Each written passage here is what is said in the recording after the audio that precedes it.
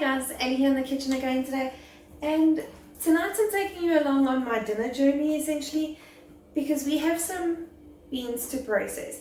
I'm cooking a side for dinner tonight and I think I'm going to take the remainder, par cook them and freeze them to show you how I preserve them so that they don't go to waste. So I thought I'd just take you along tonight to show you how realistically we use our vegetables in our garden. This is 2 harvests worth of beans, the last 2 harvests, and I don't want any of them to go to waste, but we are only 2 people in the house. So with a fair sized individual portion of beans as a side, this is probably 2 meals worth of beans.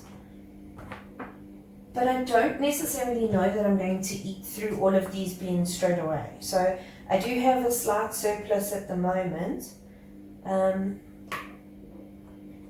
So what I'll do is I'll preserve the remainder of the beans, the ones I'm not necessarily using for tonight's meal. And all I'm going to do is I'm going to blanch them and then I'm going to strain them and freeze them. I know majority of you probably already know how to blanch your green beans, but for those of you who have just started your garden and you do have a slight overflow, you don't always have to eat everything fresh. You can save some for later, and this is just how we prefer to use it because we do eat the beans majority of the time cooked. Also, I know I'm going to have future harvests of beans, so I'm not like trying to squirrel these for no reason. I have the ability at the moment to keep them safe and preserve them, so I'm going to do it. Typically, as a small space gardener, I don't have huge harvest hauls coming in all the time. I get trickles, which to a degree is nice because it's more manageable, but there's never really an absolute glut of produce. And because we eat out of our garden, we use it. So it very rarely lies around. In opportunities like this where I do have a little bit extra, I try and do my best to preserve it because I don't want to waste it. And I also don't want this going off in the fridge.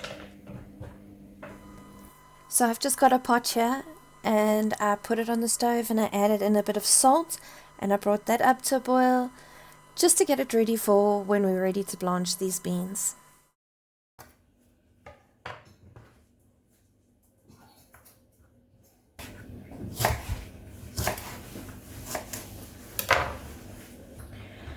These ones will go in the freezer because, I don't know, you could probably have them tomorrow for a meal, but at the same time, what's the likelihood we're having beans 2 nights in a row just willy-nilly? Yeah, there's a likelihood if we don't, they'll go off.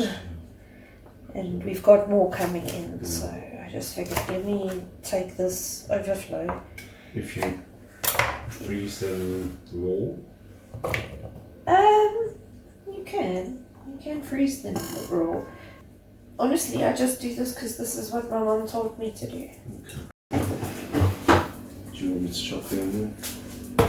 If you want to, if you don't mind. Don't mind.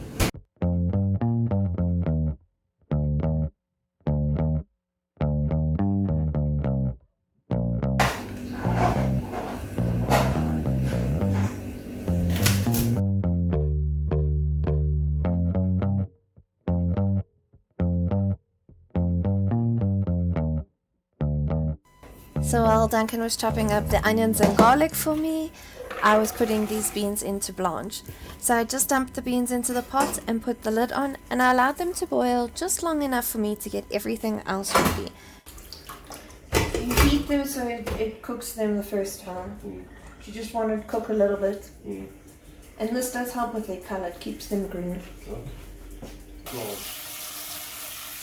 So this quite literally a minute, not even. Yeah. Pretty dry material. Yeah, I'm just pulling them out here so that they can do some of this when they freeze, they don't stick together. That one looks like it doesn't want to be there.